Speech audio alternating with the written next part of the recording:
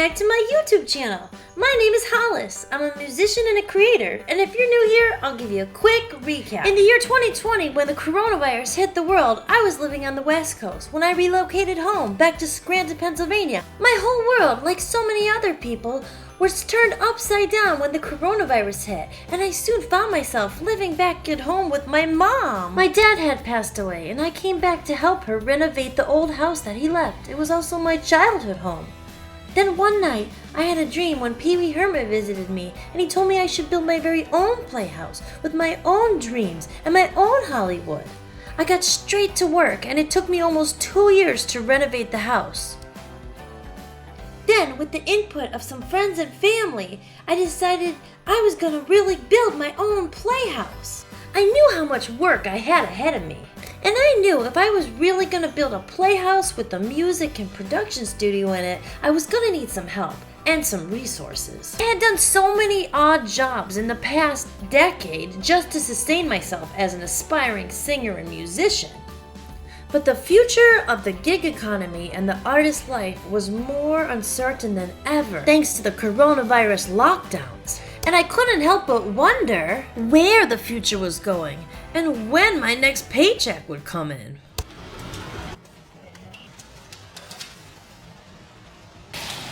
Client? Really?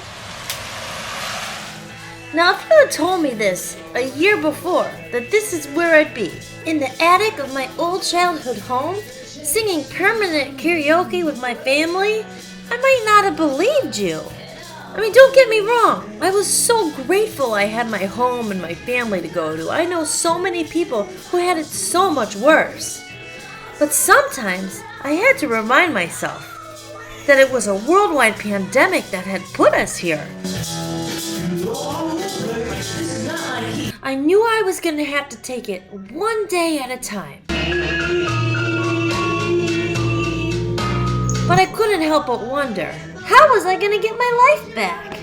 It was going to take some serious manifesting, but I did it once, I knew I could do it again. And so I got straight to work.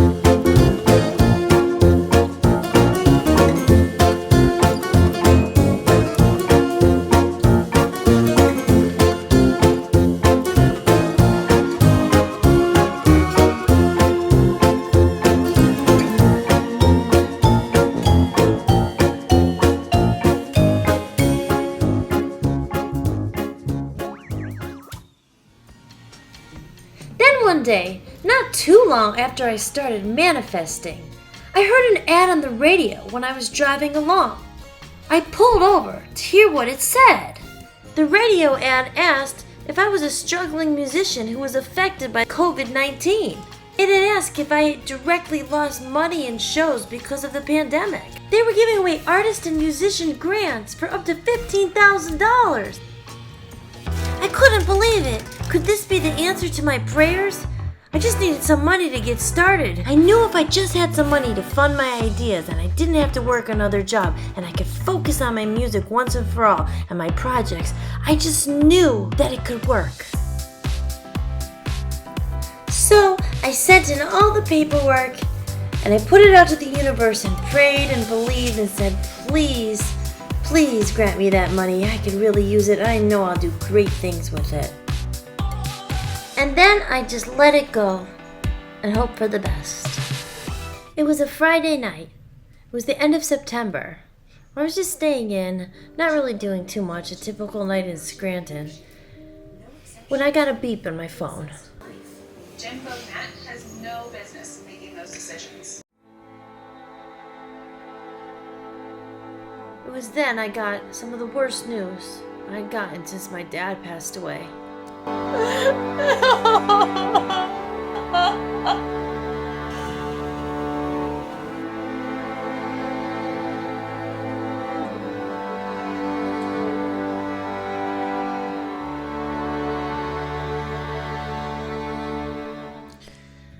I couldn't believe it.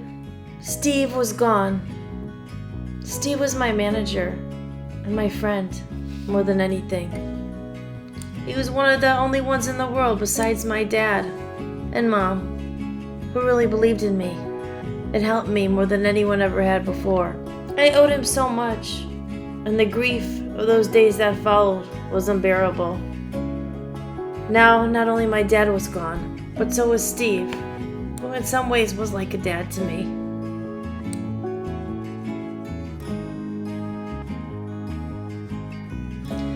And as I walked down that street, the street I grew up on, Prescott Avenue, I couldn't help but wonder how I got back here after all these years, after all the dreams were dreamed. I had lived a whole life that now just seemed like just a distant memory. Steve had been such a huge part of my life, and so was my dad. And now they were both gone. And I stood there looking at the playground I used to play on when I was a little girl, and I couldn't help but feel that somehow I had fallen through the cracks of life. I wondered where I would be or who I would have become if I had taken a different path. My old friends all had now their own families, and I didn't have any of that. I don't remember the exact moment, but one day we just weren't kids anymore. When did we become the adults? And at what point do we just stop believing in dreams? I remember I tried so hard, and I believed so much it hurt sometimes. And I really didn't know if I had the strength to do it all over again. Everything just felt so different. It was so alone and empty now. Ironically, the night I heard the news that Steve had passed, I also heard the news, unbelievably, that I was awarded the grant for $15,000. I couldn't help but think maybe it was a sign that it wasn't all over, and that even though life has a tendency to beat you down and crush all your dreams, you just have to keep dreaming.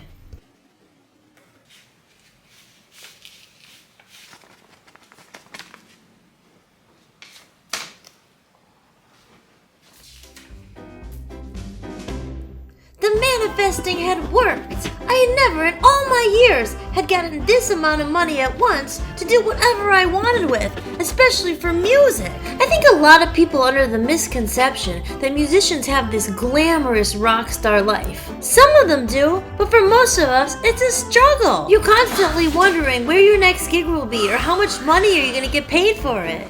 You see this computer here? I had been saving for over 2 years to get this. And thanks to the Lackawanna County grant, I wasn't going to have to worry about it. At least for a couple months, I could get my feet off the ground. And even though the coronavirus came along and all the authorities deemed us as non-essential workers, I knew just how important art and music and creativity and imagination was for people's souls. I could always see the vision from the very beginning. Given the space I had, I knew I could make it into something awesome, something with music and life and creativity and fun. I knew that Hollis Playhouse needed its own production and music studio. This would be the space that I would finally have to be able to record my new album and all the creations I wanted to put out into the world. It was now more than ever that we needed to keep fighting for our art. Then one day, I got a phone call. Hello? Montage? Montage Mountain? Where all the biggest acts in Scranton played? They were putting on a big concert for all the people who got the music and artist grants. 45 minutes of my own music? Yeah, I could do it. Sure, I could do it. And just like that, I was gonna be back on the big stage. I certainly had my work cut out for me. I was gonna have to get all my own original music recorded and get ready to play live for the first time in over 3 years. Make sure you stick around for the next episode when you'll see all the preparation and hard work that went into doing the big show and how I made it back to the big stage just when I thought it was all over. See you next time. And if you like it, share, subscribe, and like it.